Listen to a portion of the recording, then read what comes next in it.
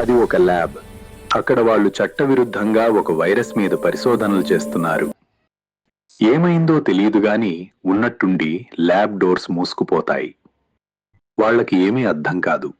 వాళ్ళు డోర్ తెరవడానికి ప్రయత్నిస్తారు, కానీ డోర్ ఓపెన్ అవదు. ఏంటిది? డోర్ లాక్ అయిపోయింది. నాకు అదే అర్థం కావడం లేదు.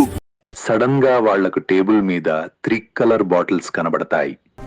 పక్కన ఉన్న స్క్రీన్ మీద మీరు బయటికి వెళ్లాలంటే వీటిని సరైన పద్ధతిలో కలపాలి అని ఉంటుంది. వాళ్ళు భయపడుతూనే ఒక్కొక్క బాటిల్ తీసుకుంటారు. ఆమె తన నిర్ణయాన్ని మార్చుకొని వేరే బాటిల్ తీసుకుంటుంది.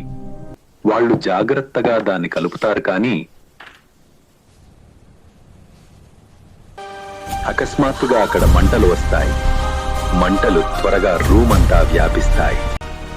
ఆ మంటల్లో చిక్కుకొని ఇద్దరూ మరణిస్తారు. అందుకే అంటారు, ఎవరు చూసినా చూడకపోయినా పైన ఒకడుంటాడు, వాడు అన్నీ చూస్తూనే ఉంటాడని.